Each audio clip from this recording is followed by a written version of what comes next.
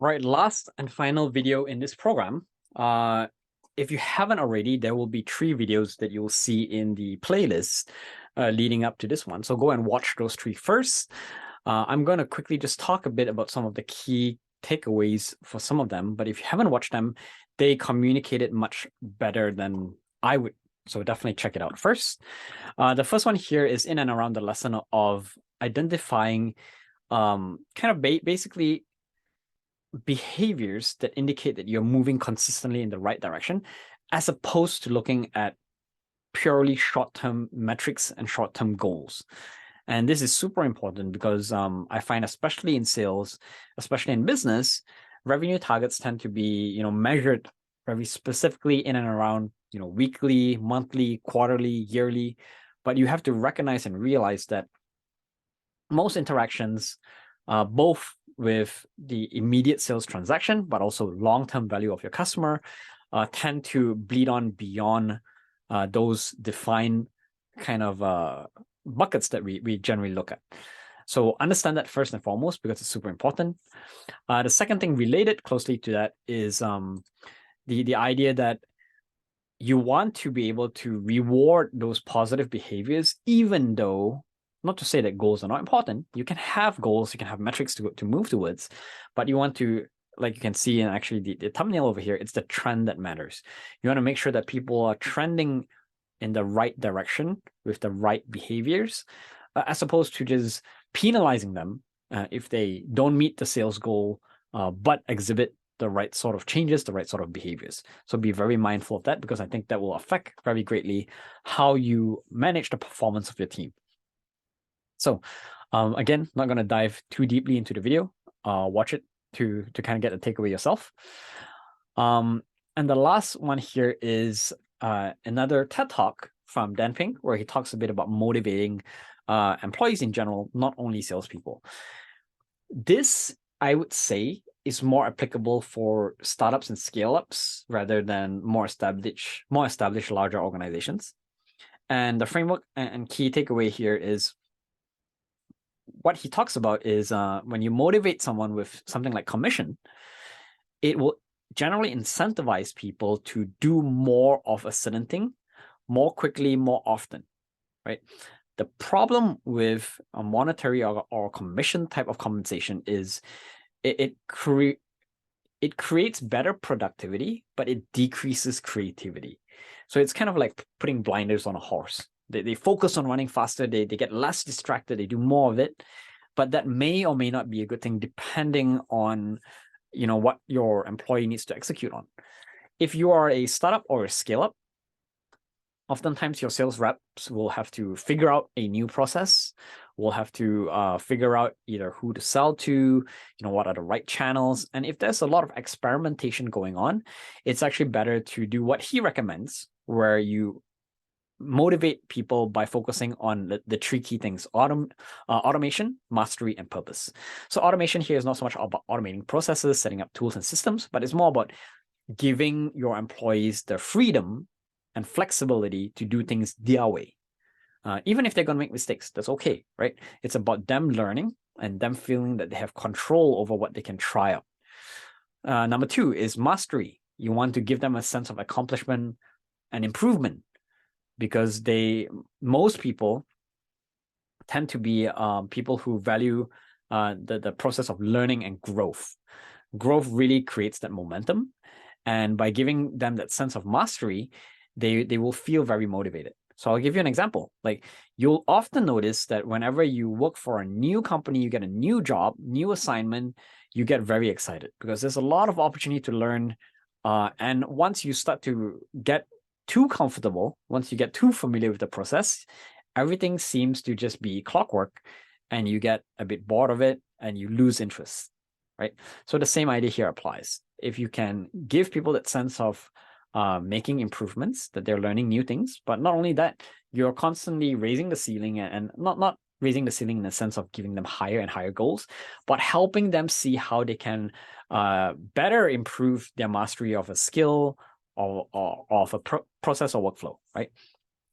And then thirdly, he talks a bit about purpose.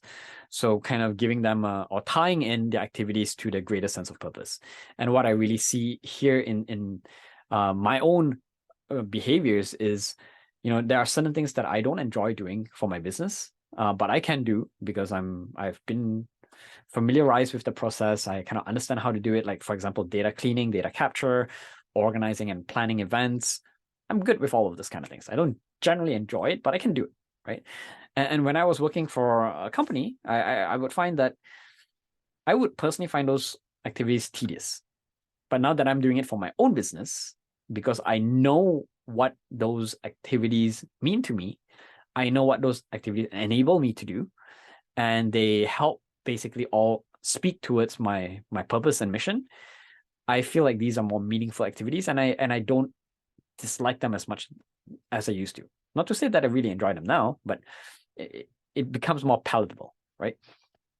So the idea here is you want to make people understand how they're contributing to the purpose. And when they can see that, they'll be a lot more motivated to execute even on some of the boring and tedious tasks. So not going to play the videos. Definitely watch them on your own time. Some kind of things I want to leave you with before I wrap up this program is in and around hiring and managing salespeople. The biggest challenge I find with hiring salespeople is they're probably the hardest people to screen and hire for compared to any other role in an organization, because good salespeople are good at selling themselves. So they tend to excel in an interview situation. But whether or not they will actually be a good fit for your company, that's going to possibly be a different story. So some key lessons. First of all, I would recommend prioritizing hiring sales reps, especially if you're a newer organization or if you're selling something very different, that you prioritize people who have lots of experience selling a similar process. So what I mean by that is, let's say, for example, if you're selling cars, if you hire, and someone who has a lot of sales experience selling other cars, then what you will find is they will generally be very rigid with how they sell. They will have their own method, their own techniques, and it's going to be difficult for you to coach them, to shift them, especially if your organization has a different style of selling, or maybe if you sell to a different type of customer, or if you have a different type of car, maybe an electric car, right? Instead, you want to look for people with a lot of experience selling a different solution, but typically requires a similar sales process. So for example, if you're selling an educational program, and usually most educational programs, you have the student, and then out the other side, you're engaging with, let's say, potential employers. So someone who could be a potential good hire is someone who has a lot of recruitment experience, because recruiters, for them, someone coming on board, if they are not familiar with your product or service, but they're passionate about it, then they're very willing and eager to learn new things because it's a different product for themselves, but they can bring the wisdom of their experience. Because maybe recruiters, they very well know how to navigate that interaction between both the employer, but also the job seeker, i.e. in your case here, the students, right? So you want to look for people with experience selling similar processes, not so much the products. Number two, I mentioned that salespeople are really good at selling themselves. So how do you kind of weed them out, or at least screen them appropriately? The key tip that I learned is try not to focus on what we call situational questions. So situational questions are what we call, those what if questions. What would you do in this situation? What would you do if you get a difficult customer? And they are completely theoretical. It's easy for you to answer in such a way where this is gonna be an answer that the interviewer will want to hear. Instead, you want to focus on behavioral questions. So not to say that situational questions are not important. Situational questions help you understand how they problem solve, how they approach something. Behavioral questions are more indicative of what they will actually do, because the best indicator of future behavior is past behavior, right? So how do you ask for behavioral questions? Those would be things like, tell me about a time when you had a difficult customer.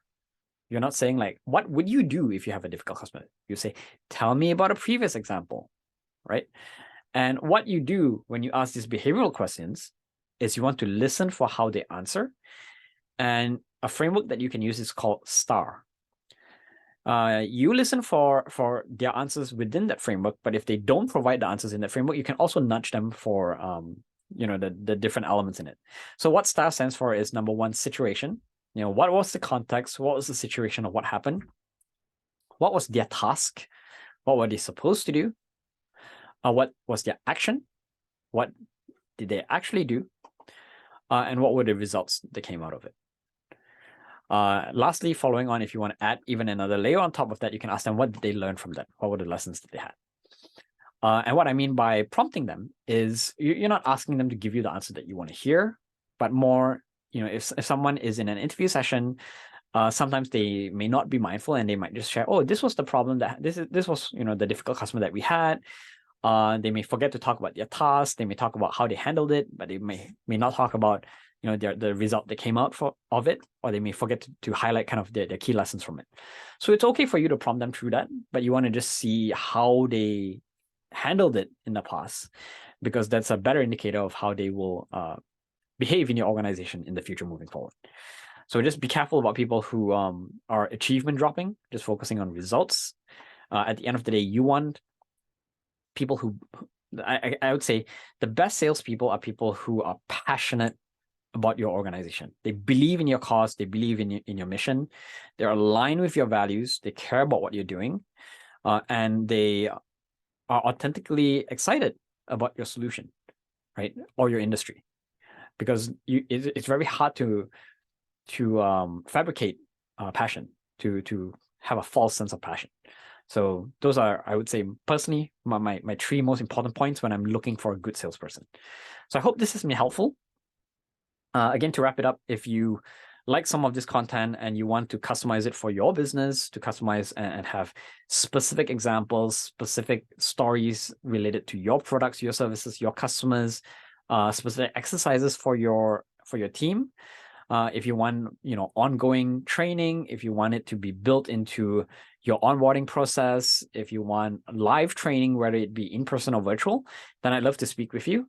And yeah, everything here that you've gotten so far is free, but obviously if you want to take it a step further, there's going to be some pricing attached to that, and we can kind of discuss that. I'm quite flexible as well. So I hope this has been helpful, and I hope you enjoy it, and I hope that regardless of whether you choose to work with me or not, this is something that you can take away and implement and see some tangible results in your organization.